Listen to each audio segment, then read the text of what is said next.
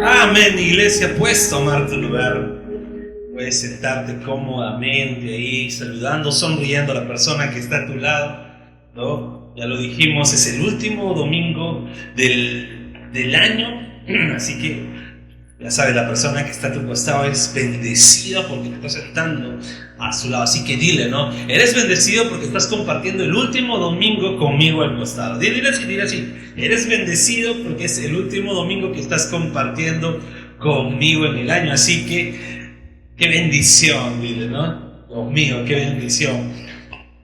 Bien, hemos estado viendo nuestra serie, ¿no? Camino a Belén, ¿no? Y hemos llegado cuando Jesús nace. Y el nacimiento de Cristo, ¿no? Siendo Dios, cambió el curso de la historia, ¿no? Cambió el curso de la historia. Hasta hoy, ¿no? Hasta hoy en día la ubicación temporal más usada es el AC/DC, ¿no? No la banda, sino el antes de Cristo, después de Cristo. Yo sé que me van a funar por el título de hoy, ¿no? Pero a pesar de los grandes intentos, ¿no? Porque hay muchos que no quieren mezclar el cristianismo con la historia y ahora pone, ¿no? Antes de nuestra era, ¿no? La notación más usada es antes de Cristo, después de Cristo, ¿no? Y de eso vamos a hablar hoy día, ¿no? De antes de Cristo, después de Cristo. Ponme esto, Brian, de una vez para que nos funen en las redes, ¿no? El ACDC, ¿ok? Pero no solo Cristo ha cambiado el curso de la historia universal. ¿Okay? Porque podemos decir, no, Jesús cambió el curso de la historia universal. No solamente el curso de la historia universal cambió con el nacimiento de Cristo, sino también de tu historia personal. Cuando tú analizas, hay un antes de Cristo y un después de Cristo en tu vida. Tu biografía tiene un antes de Cristo, después de Cristo, ¿no? Mi biografía tiene un ahí antes de Cristo, un ahí después de Cristo, ¿no? Inclusive la biografía de mi hijo tiene un antes de Cristo, después de Cristo. A pesar que mi hijo diga, no, pero yo nací en un hogar cristiano, sí, pero ha llegado un punto de tu adolescencia donde tú reconociste que eras un pecador y puedes decir, necesitaba del Señor, ¿no? Todos tenemos un antes de Cristo, después de Cristo en tu biografía, y es necesario que podamos dar nuestro antes de Cristo, después de Cristo. ¿Sí? Hay un antes de Cristo, después de Cristo. El nacimiento del Señor marca ese límite. Yo no sé si tú en algún momento de tu vida cristiana has hecho este ejercicio, pero yo lo he hecho y a veces me ha ayudado mucho. Es que yo he recordado, ¿no? Oye, antes de que de verdad yo dijera que fuese un verdadero cristiano, mi vida era así, ¿no? Era una persona que tal vez mantenía un doble perfil, un doble moral. Pero luego que llegó Jesús, mi vida empieza a cambiar con total sentido, ¿no? Tú has hecho ese ejercicio genial. Si no lo has hecho, te recomiendo hacerlo, no para que te juzgues, ni para que te mandes al infierno, ni para que digas, ya no tengo perdón de Dios, sino para que digas, wow, cuán bueno es Dios que marcó ese libro. Yo tengo un antes de, después de.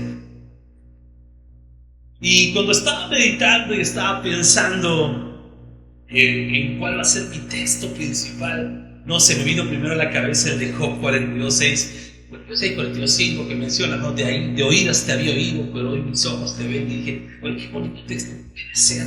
Ese es mi texto principal, ¿no? Porque podemos decir, antes de que el Señor llegue a nuestras vidas, de oídas lo hemos oído, todos hemos visto películas en Semana Santa y hemos visto que la Navidad ponían nacimientos tal vez en nuestras casas, pero ahora nuestros ojos ven al Señor. Pero luego estaba buscando y leyendo la palabra y me encontré con un texto que es muy conocido por, creo que todas las personas cristianas, porque es un texto que incluso cuando ya se nos evangelizó y empezamos a ir a la iglesia, se nos enseña, que es 2 Corintios 5:17. ¿No? Si no te acuerdas, pues vamos a leerlo en la pantalla. Lo voy a leer en la NBI porque en la Reina Valera todos lo saben.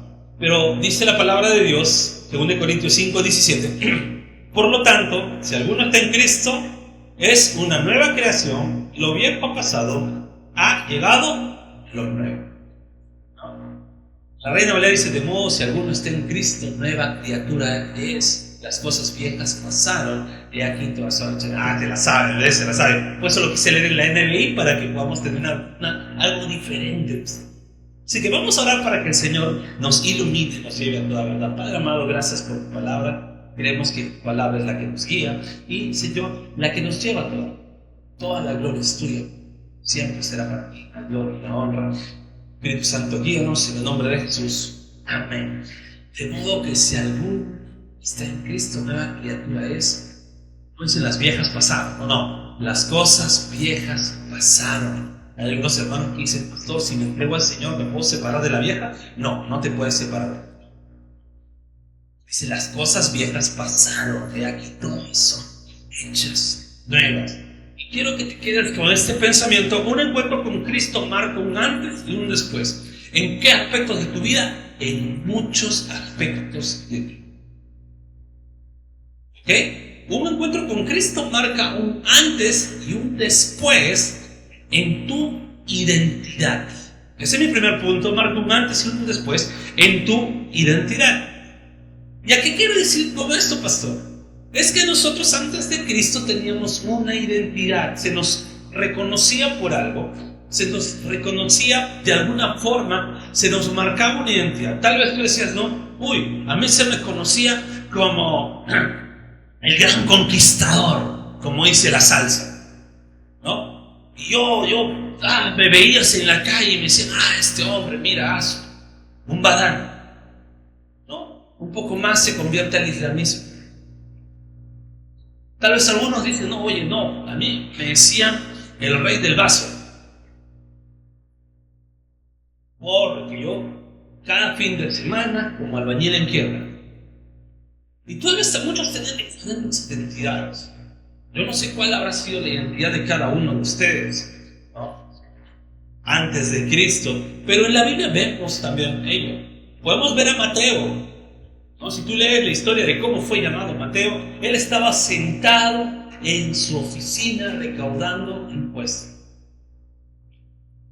¿Cuál era la identidad de Mateo? Un traidor. ¿Por qué? Porque los recaudadores de impuestos trabajaban para Roma y su propia gente lo veía como un traidor. Y él, no importa, él tenía esa identidad, ya estaba con cara fresca de estar sentado en esa mesa cobrando impuestos, no le importaba nada. Pero llegó Cristo y marcó esa línea de un antes y un después. Y Jesús, ¿qué le dice? Sígueme. Y Mateo dejó esa mesa y lo siguió. Podemos ver también la vida de Pedro, Andrés, Santiago y Juan, que eran pescadores. ¿Cuál era su identidad? Los pescadores eran la profesión más baja, la más mediocre, los que olían feo. Tú veas un pescador, no te le acercabas porque decían: no, es pescador, no se bañan, huelen feo. Y eran los pescadores los más mal vistos. Eran los que tú veías que decías: todo ese pescador no va a triunfar en la vida. Su identidad era esa, la identidad de un pescador y yo. Pero Jesús llegó y les cambió el día.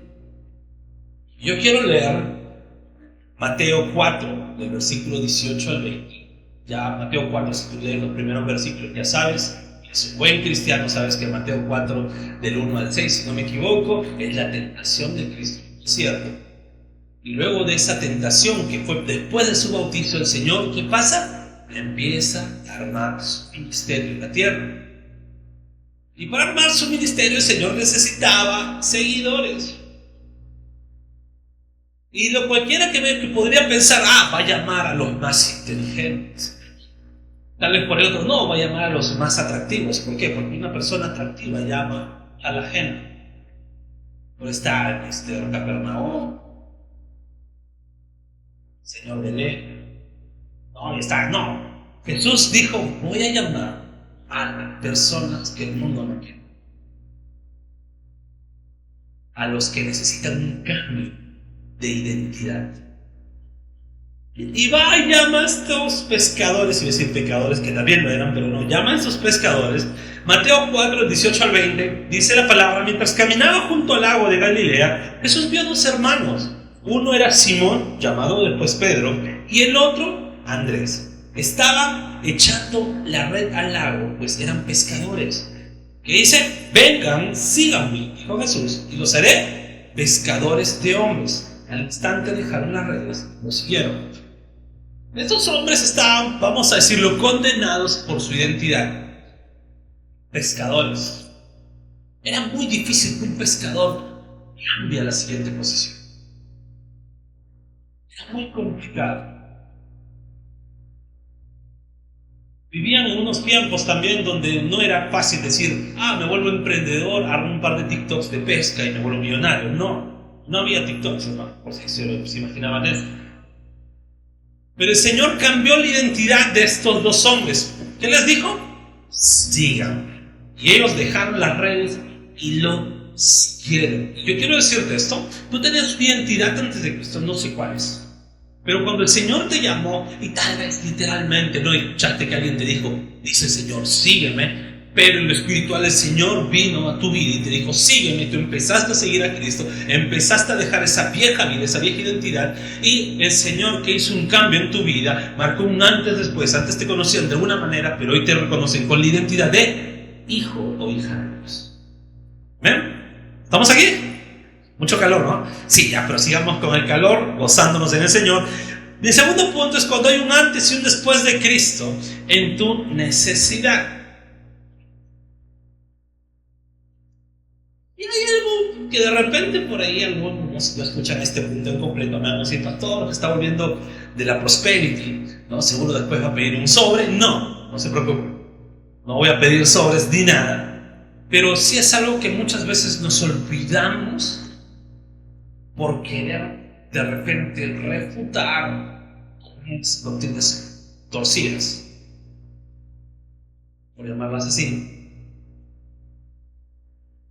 Cuando llegamos a Cristo, cuando Cristo llega a nuestras vidas, el Señor también marca un antes y un después en nuestra necesidad. Y ojo, no quiero decir que te vas a volver millonario en Cristo.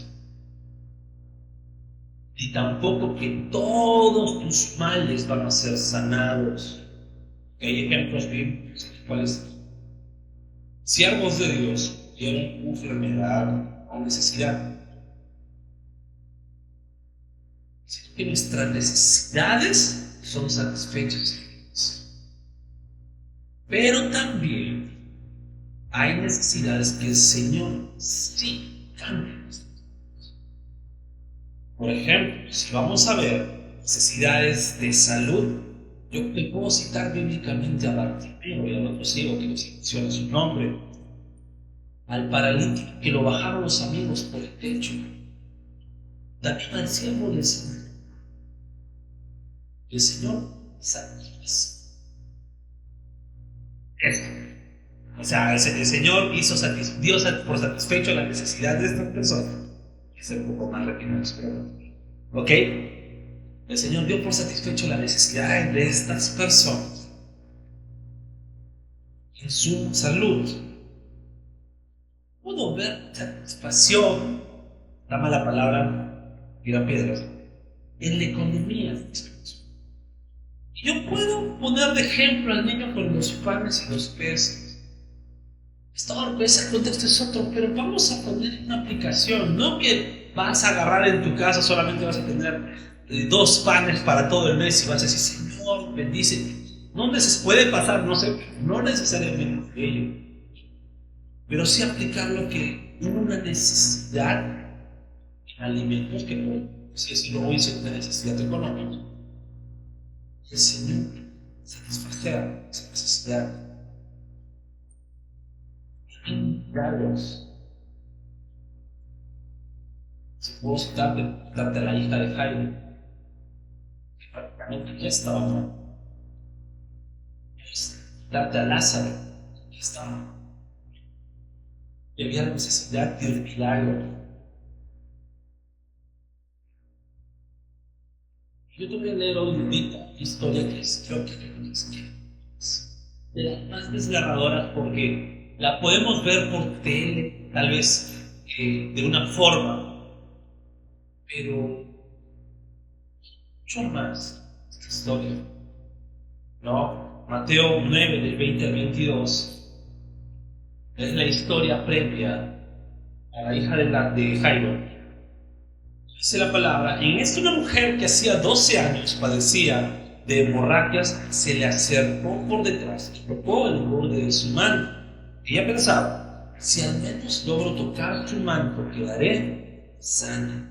Entonces Rubén la vio y dijo, no, hija, vete a sanar. Y la mujer quedó sana en aquel momento. Te pongo en este contexto. Las mujeres en el tiempo los tiempos judíos del primer siglo, mucho antes, cuando les llegaba el periodo, eran consideradas la impura, no dormían con sus esposos y se iban a las afueras de la ciudad a pasar toda esa etapa. Luego de esa etapa, la mujer se tenía que bañar muy bien para regresar. ¿Por qué? Porque la sangre era considerada inmunda. Ahora, esta mujer no era que estaba con su periodo, que es una vez al mes y a lo mucho, bueno, en casos creo 7 días. Esta mujer padecía de o sea, todos los días, durante 12 años, estaba, era una mujer mal vista en la sociedad. Las normas judías eran que si un hombre tocaba, una persona tocaba a una mujer que estaba con flujo de sangre, pues esta persona también quedaba impura y tenía que bañarse, irse a las afueras un par de días y luego regresar. Es por eso que esta mujer no podía estar con la gente. Ahora te imaginas lo duro de esta mujer en su necesidad de sangrar. Ver que aquel hombre que estaba caminando podía sanarle. Ella creía que este hombre podía sanar. Pero ¿qué había alrededor de este hombre? Personas. Y a veces los peores enemigos son las personas. ¿Por qué? Porque en lugar tal vez de abrirse y decir, ¿qué pasa esta mujer? Yo me imagino que empezaron a decir que se vaya, que haya esta mujer impura aquí. Y no solamente con ellos, sino empujándola, golpeándola, rechazándola. Pero esta mujer lo único que pensaba era mi necesidad, aunque toque, al menos solamente quiero tocar ese borde de eso. El borde del manto de los judíos tenía una cosida que significaba la santidad, la pureza. Esta mujer que hace, llego a la santidad de mi Señor, voy a hacerse. Cuando toque el manto queda sana, el Señor se da cuenta, ¿no? Lucas menciona que Cristo menciona, ¿quién me tocó?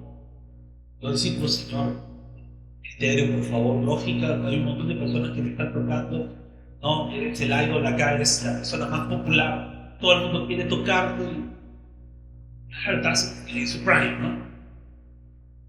Esa es la palabra, está en su prime, ¿no? Y el Señor, no, espérate, alguien me ha tocado de tal manera que ha salido de él y ha sido sana. Y cuando sale para esta mujer, yo me imagino con miedo, el Señor dice, el Señor en esta mujer, los ejemplos anteriores, antes y después de su necesidad. Yo quiero decirte esto, cuando llegamos a Cristo, el Señor marca un antes y un después en tu necesidad. Tal vez tú dices, pero yo necesitaba dinero y sigo pobre. Pero la necesidad más básica ya está satisfecha. Y hoy por hoy, el Señor da dentro de su palabra de cómo podemos buscar la vida suelto, da sabiduría. ¿Por qué? Porque muchas veces la pobreza nos falta de esa. El Señor, cuando llegamos a Él, nos da sabiduría y empezamos. Muchas veces la enfermedad también viene de negligencia, aparte de el Señor da de Él. El Señor marca las cosas. necesidad. Soy de 3 puntos para que preparo eso. Yo marco un antes y un después en liberación.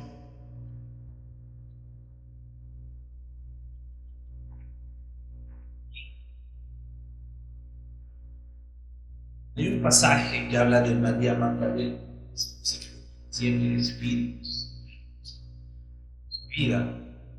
Solamente menciona eso, más otro pasaje que más luz de ellos, pero el pasaje más claro de liberación, de libertad espiritual de una persona, está en Lucas 8, se va por la región de Garadena y había un hombre que estaba endemoniado. Y este hombre que estaba endemoniado, pues se acerca al Señor. Y el Señor lo mira al Señor y dice: ¿qué quieres con nosotros, hijo de David?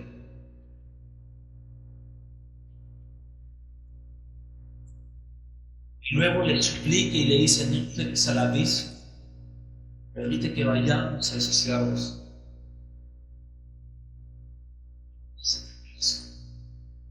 Ahora, un paréntesis. Veo una escena de liberación sin gritos. Veo una escena de liberación sin necesidad de cosas, de gritería y de muchas cosas. Un poco distinto al escena de liberación o alegría. Me pareciese que está en un ring que podría el enemigo ganar la lengua de Dios. Una escena de liberación sin gritos, una escena de liberación donde Jesús simplemente se pone y está la autoridad de Cristo ahí. Y el enemigo reconociendo la autoridad del Señor, diciendo: por favor, ten piedad. Y en Lucas 8, de 38 a 39, luego de esta parte, dice: ahora bien, el hombre de quien habían salido los demonios rogaba que le permitiera acompañarlo, pero Jesús lo despidió y dijo: vuelve a tu casa y cuenta todo lo que Dios ha hecho por ti. Así que el hombre se fue y proclamó por todo el pueblo lo mucho que Jesús había hecho por él. Este hombre había sido libre en total.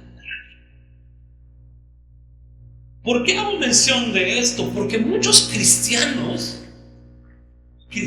conscientes y verdaderos, aún tienen miedo si por ahí dentro de su vida está afectado. Hay cristianos muy sinceros que dicen: pastor, ¿necesitaré liberación? Un par de sofás.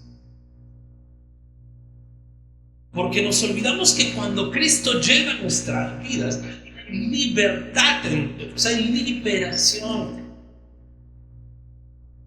Y esto me hace pensar, hay un par de hermanos que hacen comedia, espero que sean comedia, porque a veces me da la impresión que hablan en serio. Un par de hermanos, un poquito bronceados, puedo decir otra palabra, bronceados, que son bien gritones, ¿sí? Y hablaban de un cantante que se ha convertido. ¿Y quién no ha liberado a ese cantante? Ya se convirtió a Cristo, recibió a Cristo, pero ¿quién le ha hecho liberación? Tú no sabes quién le ha hecho liberación. Yo me digo: liberación, si Cristo llega a tu vida y las cadenas fueron rotas. Vamos a ver, 2 Corintios 5:17, todo lo viejo pasó. Entonces, en tu vida hay liberación cuando Jesús llega. Sí, tal vez antes, pastores, que yo de niño jugué la Ouija y pastores, que yo de niño escribía muchos pentagramas en el cuaderno, y yo también. Pastores, que de niño yo hice la cruz volteada y yo era rockero y siempre hacía mi símbolo, ¿no? Y pues hacía mi símbolo, viva el rock. Peor, ese sí es pecado, ¿no? Pero esos pastores, yo veía, sigo bien.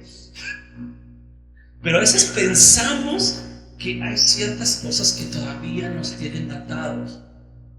¿Y sabes qué es lo peor? Que no son cadenas de un demonio que está nosotros recogiendo los billetes que el Señor ya confió y cargándolos neciamente. Cuando Jesús llega, este hombre no decía que tenía un demonio, decía que tenía una legión dentro. La Biblia dice que tenía una legión. Y de este hombre yo podría esperar que tal vez diga, y si a Jesús se le olvidó uno, porque eran miles, ¿no? De repente uno por ahí que era chiquito se escondió. Yo respeto, ¿no? Y hay muchos hermanos de buena fe que incluso cuando van a orar a casas, no están diciendo, ve, demonio chiquitito. Empiezan a decirte eso y uno tiene que darse no solamente a esto, claro, no le va a sentar un hereje, pero sí pensar qué es lo que me dice la palabra respecto a eso. Ojo, nosotros como cristianos no nos vamos a lo que alguien diga, por más respetado que sea este pastor. Son hombres de Dios que se pueden confundir.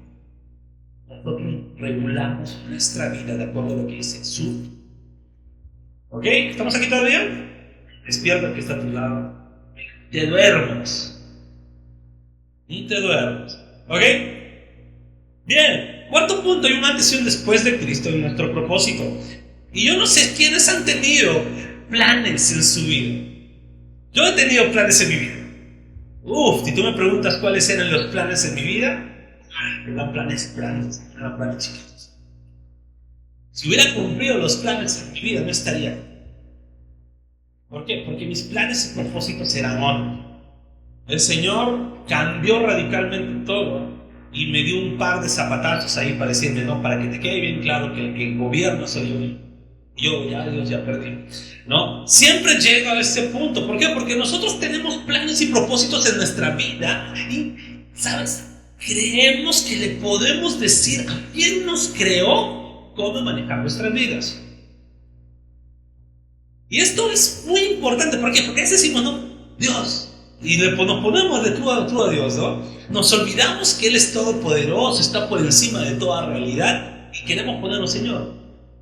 Yo creo que así debería manejarme. Yo creo que así debería manejarse. Yo creo, y empiezas a decirle a Dios, empiezas a discutir con Dios.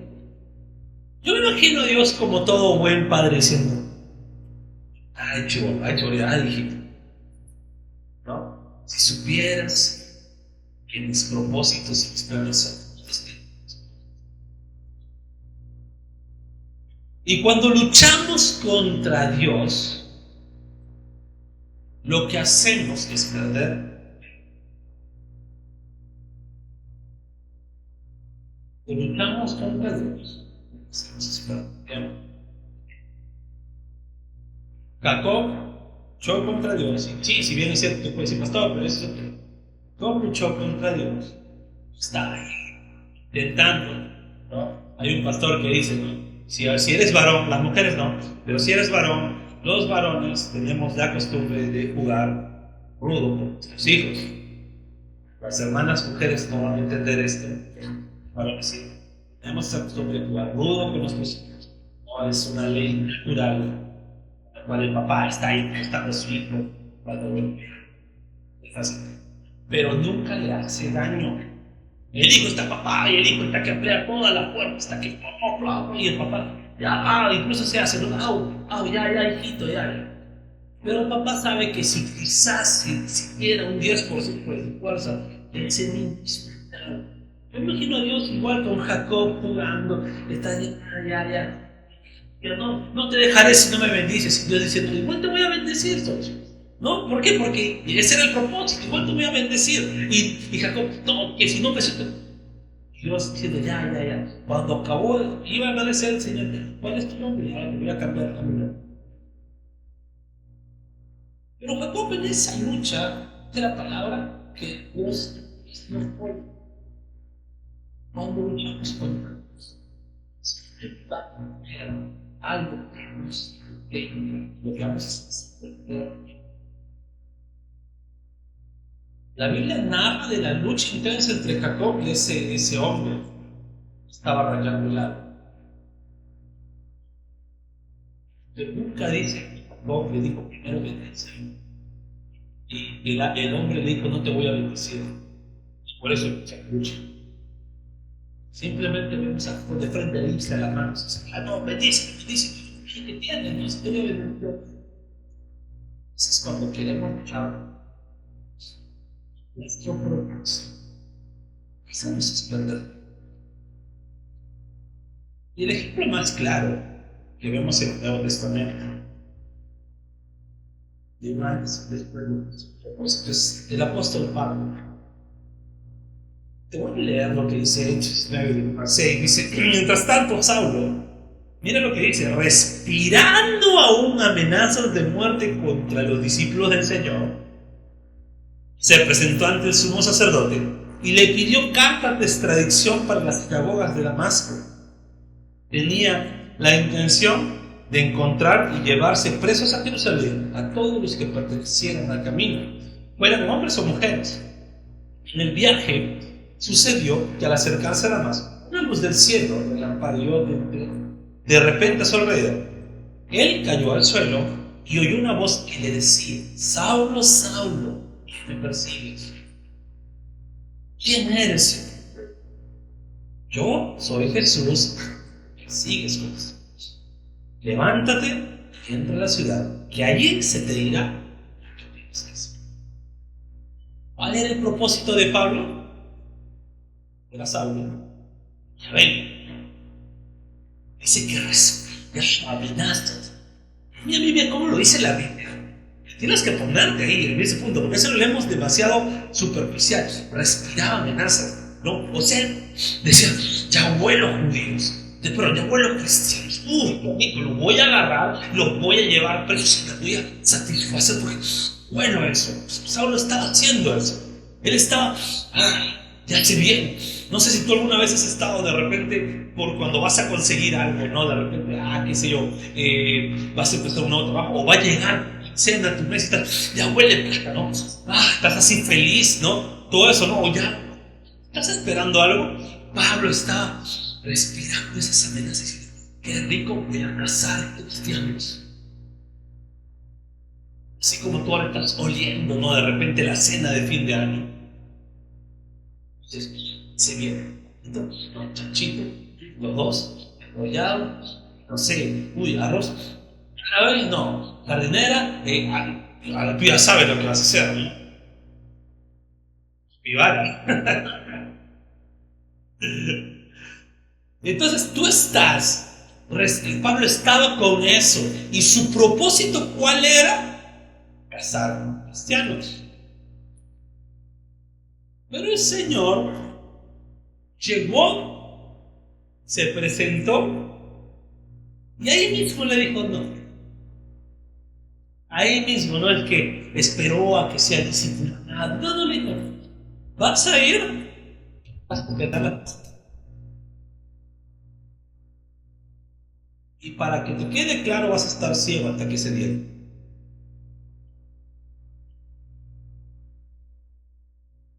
Dios, cuando llega a nuestras vidas, muchas veces es parte de nuestros propósitos. Tú puedes de repente pensar bien justo. ¿Cómo quería un propósito con nuestro Pablo? Déjame decirte que para el apóstol Pablo y para el pueblo, el propósito que él tenía era de los más nobles. No era un propósito malo. Tú ahora como cristiano lo ves malo. Pero el propósito del apóstol Pablo era bien visto hasta por el sumo sacerdote. Decía, hombres como Pablo deberían haber, quieran ir a sacar a esos miserables cristianos. Ese era un propósito bueno para el apóstol. Así como para el hombre de bigotito, medio, el pintor de Austria, puedo decir su nombre.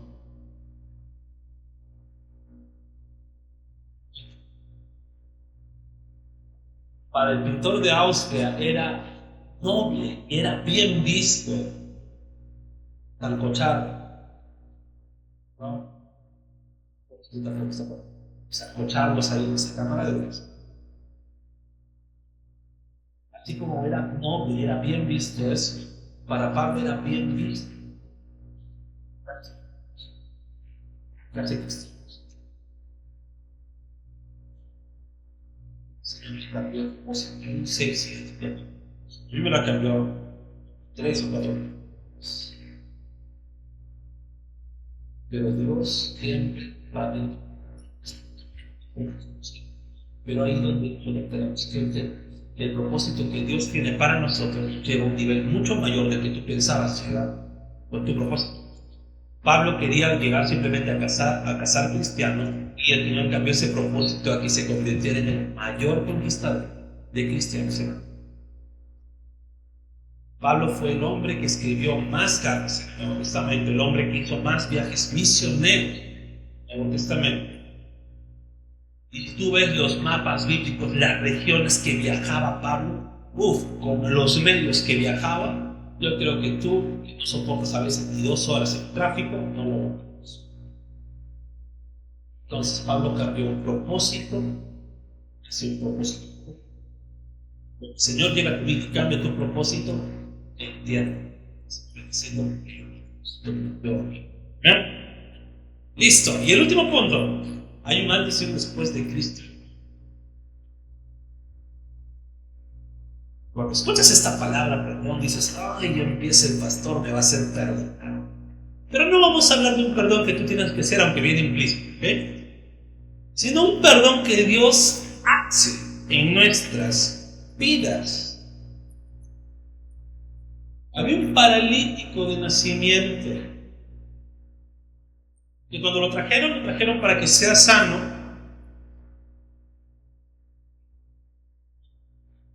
Y los fariseos estaban por ahí diciendo, no, ¿quién se cree esto ¿cómo se llama? Para sanar. Yo digo, no, ¿qué no pasa?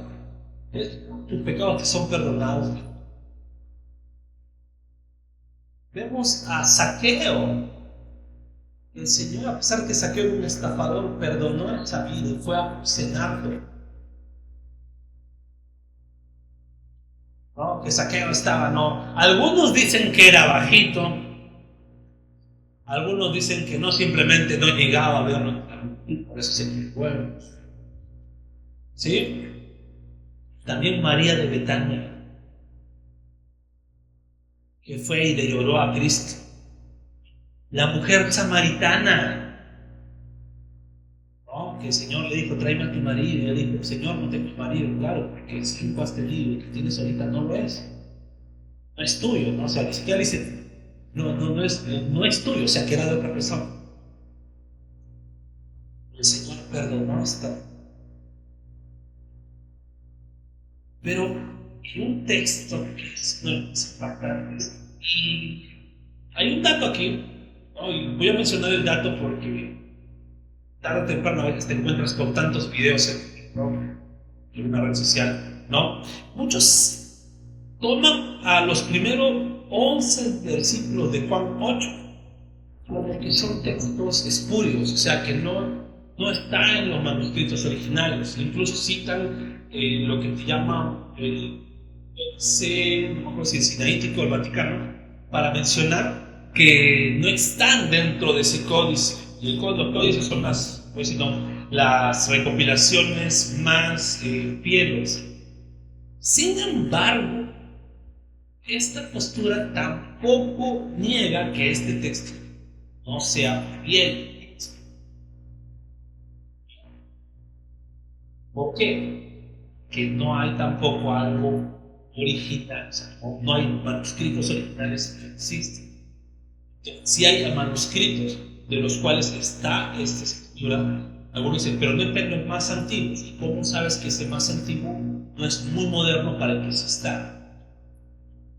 Entonces ahí empieza la controversia. Nosotros creemos que sí, ese texto son todo lo que tenemos en la Biblia es fiel a ese texto. Solamente hago este paréntesis para que, si por ahí te encuentras que no hay tanta información, que a veces estamos tan desinformados, tengas como responderte a ti, no para que entres en debate, sino para responderte a ti mismo, que lo que lees en tu Biblia, ¿ok? Y a mí me encanta este texto. ¿Por qué? Porque habla de la mujer que fue encontrada en adulterio. ¿Por qué me encanta? Una cosa es que tú vayas en arrepentimiento ¿sí? Que luego tú confieses que ya pasaron las aguas y se te perdonen.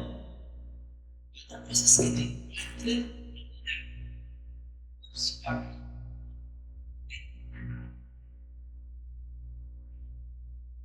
Y como decía mi amigo David, ¿esto qué hace pensar? ¿La sembraron a la pobre mujer? ¿O que uno de estos miserables fariseos era mañana? Solamente la trajeron. Pero dice que la encontraron en el acto y empezaron a decir, hay que apedrearle. La ley dice que la apedreemos, que la lapidemos aquí en el centro de la plaza. Son las peores muertes. ¿Por qué? Porque no morías en el acto. Te empezaban a caer piedras, te empezaban a cortar las piedras, no sabías cuáles eran las piedras, mientras que estabas incluso desangrando, sin fuerzas para cubrir, seguían cayendo piedras, hasta el punto de que mueran desangrados.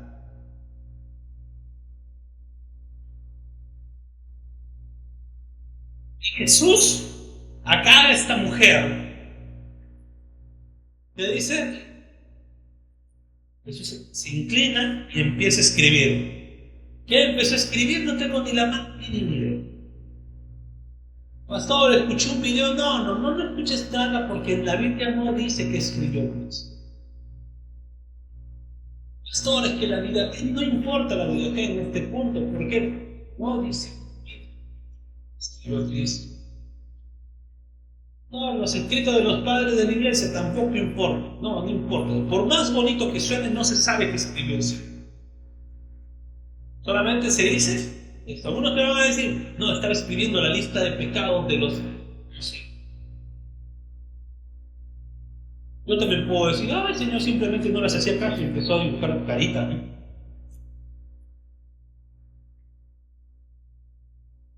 Podría decir eso, la Biblia no dice nada. Estaba jugando Mitch. Lo que sé es que el Señor empezó a escribir. Y luego Juan 8, por el versículo 10 y 11 dice la palabra. Entonces él se incorporó y preguntó, mujer, ¿dónde están? Porque cuando terminó de escribir y dijo, el que esté del pecado tire la piedra, todos empezaron a irse uno por uno. El Señor se incorpora y le pregunta, mujer, ¿dónde está? ¿Ya nadie te condenó? La mujer le responde, nadie, Señor. Jesús dijo, tampoco yo te condeno, ahora vete y no vuelves. Hay un antes y un después de perdón en nuestras vidas. Pastores, usted no sabe todo lo que yo he cometido, al tacho lo que has cometido. Si Jesús llegó a tu vida, hizo eso. Empezó, se incorporó, miró, nadie te condena, yo tampoco lo hago. Ahora ve y no vuelves. Hay un antes y un después de perdón.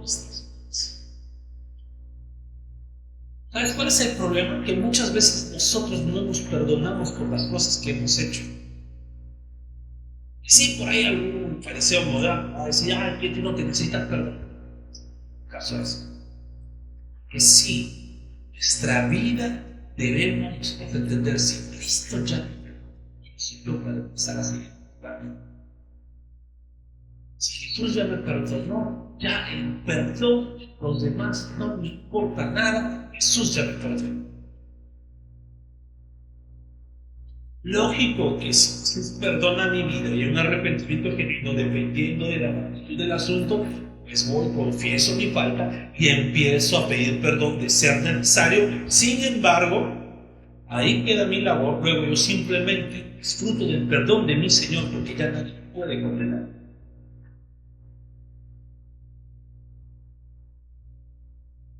¿Y a qué voy con todo esto? El nacimiento de Jesús, como lo mencioné al inicio, marca un antes y un después. Si voy acabando, hay un antes y un después en la vida, un antes y un después en mi situación, ¿no? La historia cambió. ¿Sabes cómo cambia la historia? El mundo empieza a cobrar una nueva identidad. Antes de Cristo, solamente un sector pequeño del Medio Oriente tenía la verdad de Dios. Después de Cristo, el mundo entero empieza a contagiarse de esa verdad. Al ser cristianizado el mundo, la identidad pagana empieza a cambiar por una identidad cristiana.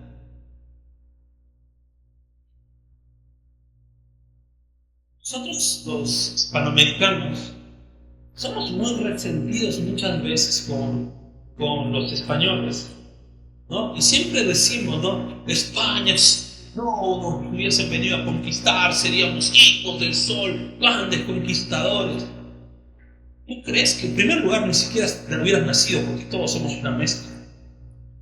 En segundo lugar, las probabilidades de que tu linaje permanezca eran muy bajas, ya que se hace un sacrificio. Así que no vengamos con mentiras. El cristianismo llegó a civilizar todas, dejaron de haber sacrificios. Sí, hubieron errores con las conquistas así cristianas, sí, hubieron errores, no lo va a negar. Pero la identidad del mundo empezó a cambiar.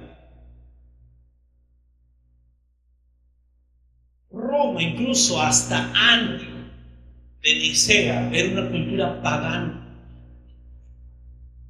Hacían los bacanales. Grecia, perdición total. Pablo escribía en Corintio, a la iglesia de Corintio, decían, se van con esas sacerdotisas que prácticamente eran rameras de los templos griegos. Los romanos que mantenían entre orgías.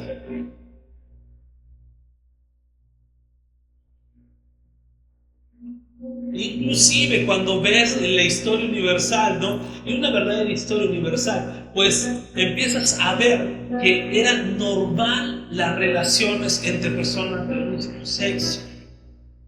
Era completamente normal. No lo veían mal. Pero rompían el hombre la identidad establecida por Dios.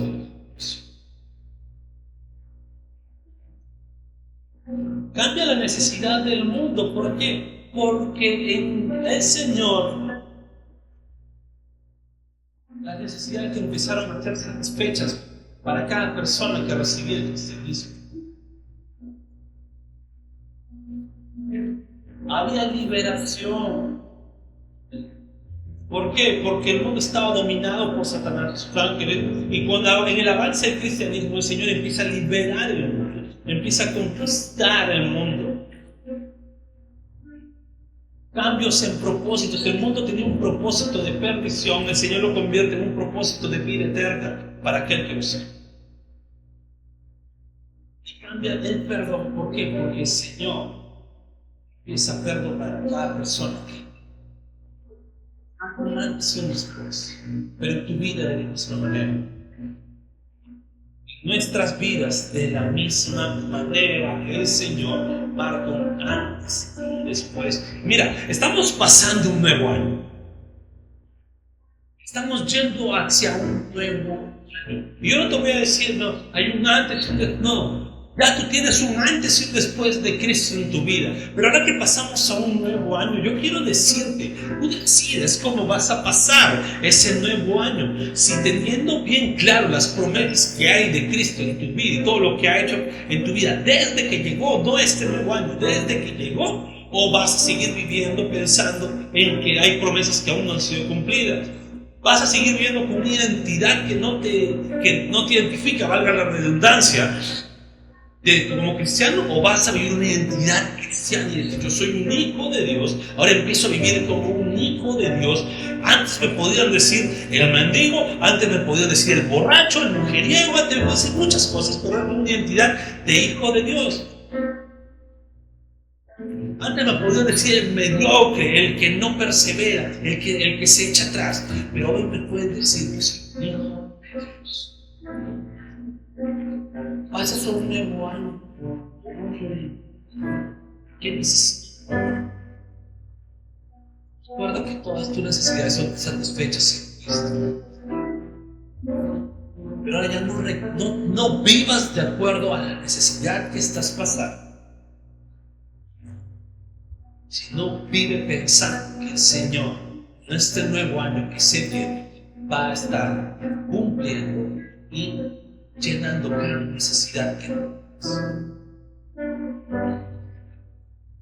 Tal vez hay necesidades económicas, pues el Señor te va a dar la sabiduría en que tú puedas emprender, en que sepas ahorrar, en que sepas invertir. Tal vez hay necesidades de salud, el Señor te va a dar también esa salida, ¿no? Ya sea por alguna sanidad, un milagro que el Señor opere en tu vida, o simplemente el Señor abra puertas en los hospitales o clínicas para que tú puedas ser tratado del mal que te aqueja.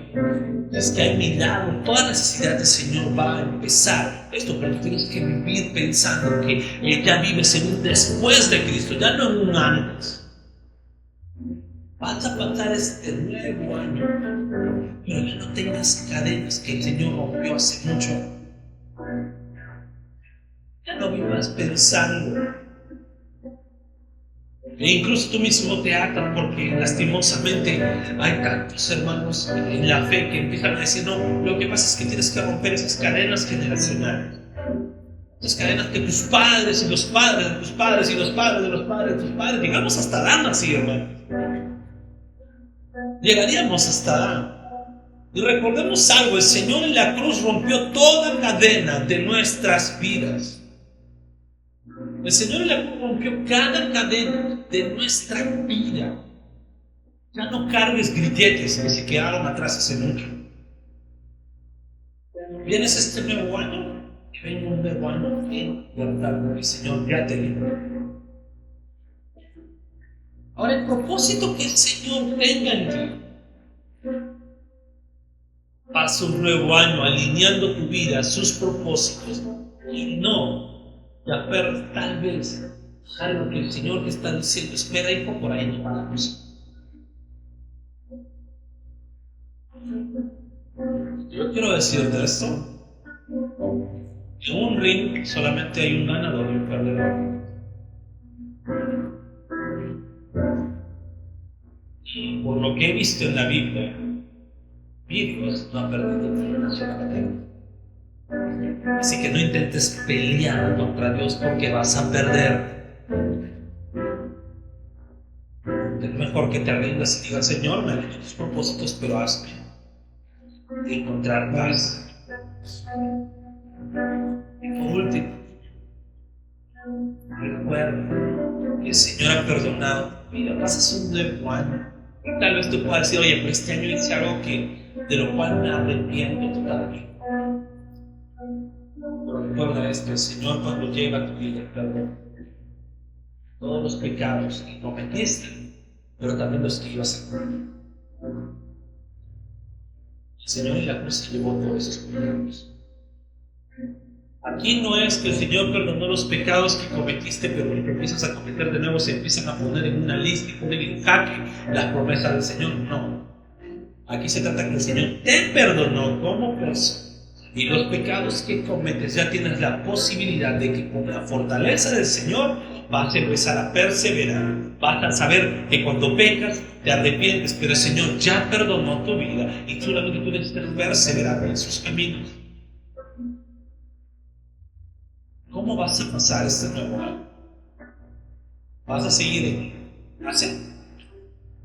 ¿Gracia? ¿O vas a ir en eso? ¿Vas a vivir como antes de Cristo? ¿Y ahora te vivo? ¿O vas a estás viviendo después de Cristo? Oramos al Señor. Bendito Dios, te damos las gracias en todo, Señor. Te damos las gracias porque tú nos haces entender que tú has marcado nuestras vidas desde el momento que tú has llegado a ello. Señor, tú has marcado mi vida desde el momento en que tú llegaste ahí. Te pido que me ayudes a entender todo lo que has hecho en mi vida. Padre, no permitas siga viviendo como si viviesen cosas inconclusas. No entender Desde que tú llegaste, todo sigue avanzando, y tú sigues cumpliendo tus promesas. Tú sigues perdonándome, tú sigues, Señor, llenando mis necesidades. Sí, Señor, tú ya liberaste mi vida. Sigues manteniéndome en libertad, Señor. Sobre todo que veo mi identidad. Bendito, gracias por todo lo que has hecho. Señor, si esta mañana, con las personas que luego ven el video con la presencia, hay alguno que no te conoce aún, y hoy he empezado a conocerte, Señor. Te pido que entiendas y le hagas entender que hay un antes y un después desde que te conocen, desde que tú llegas a sus vidas y empiezan a trabajar con ellos. Gracias, Padre amado. Toda la gloria es tuya, Señor. Toda la honra es tuya. Iglesia, nos ponemos de pie.